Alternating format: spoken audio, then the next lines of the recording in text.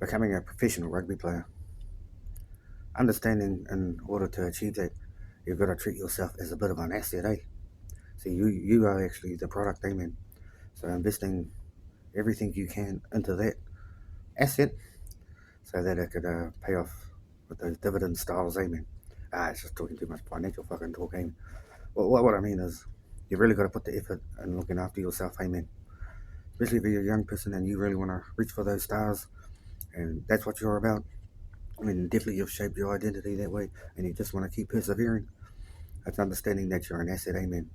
And this is the bit that tricks people up, eh?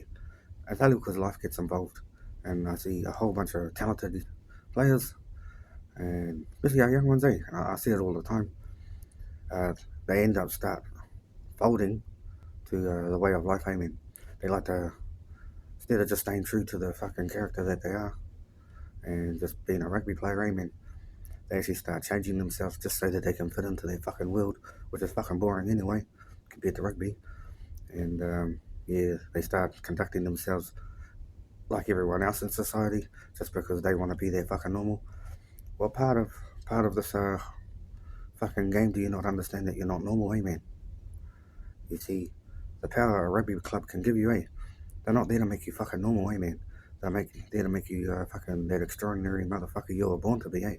So that you can go out into the world and be that person and just dominate the fucking world, eh, man?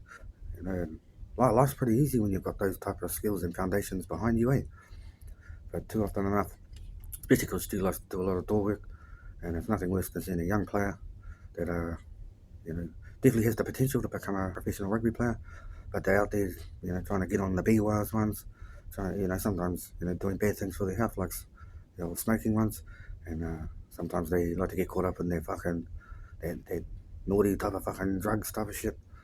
Yeah, no good, that one. Many times I've had to fucking confront these people and just tell them how I feel, man, just the truth. Especially if I've seen them how good they are at rugby, and I'm asking them why they're being a cunt to themselves, eh?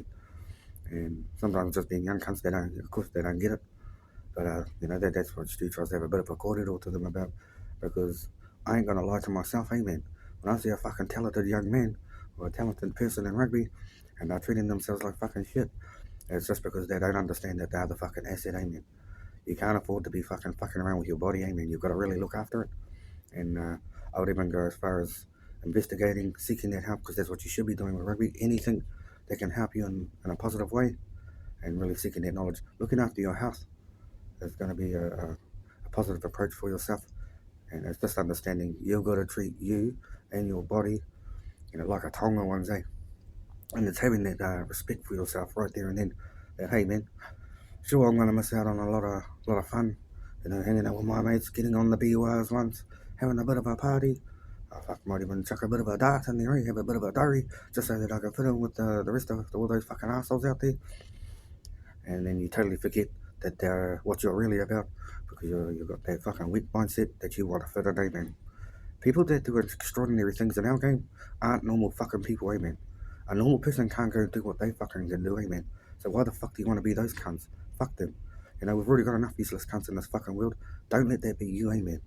You're far fucking better than that. Especially if you've got the fucking courage to say, this is what I'm about. I'm going to be a fucking professional rugby player, and I don't care how it fucking happens. I'm just going to do it anyway. But giving yourself a fucking advantage, amen. Really looking after your health and taking care, you know, of yourself, in a nourishment sense, and really putting in the work, but doing that day in, day out, amen. Adopting that attitude of, never taking a fucking break, amen. Every day you must fucking work, eh? And not because you want to put in the work, because this is what you call happiness, amen. Because you're not a normal person anymore.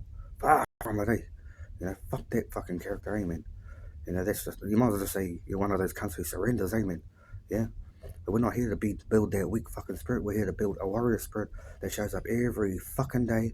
Even if it's a day that no one wants to do rugby, that's what you're about. So you're going to go do it anyway.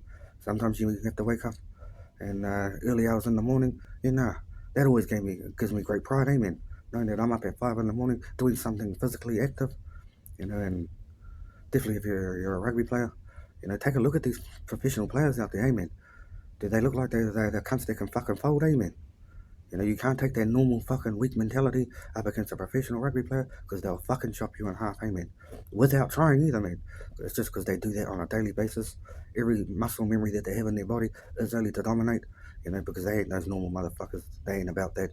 And that's the type of character you want to be, aiming. But here's another thing. When you start reaching that stage, you want to be better than that. So it's all about that fucking relentless pursuit of working on your craft and becoming the best you fucking can be, aiming. Knowing that you've got to wait for your opportunity. And that's just part of it, amen. It is coming, but only if you're fucking ready, amen. None of this fucking, you know, especially if you knew in 6 months' time, fucking, you know, the old Crusaders or some mean ass fucking team, you know, they're gonna pick me up, and you know that in your head in 6 months' time. But if you fucking do the, well, definitely, I know in 6 months' time I'm gonna be fucking getting my shot, so I'll just sit on my ass and wait till then. Nah, you actually fucking work harder, man, because it excites you, so that when you do get that opportunity, you seize every moment, and then you fucking give it heaps, just so that you can prove that you are fucking worth that fucking jersey that you're wearing, man. Taking pride in your jersey comes from taking pride in your fucking self. You see, it's yourself that empowers that jersey because you have a responsibility to not be a fucking weak cunt, not be a fucking that normal fuckwit way, just because that's only going to hold you back.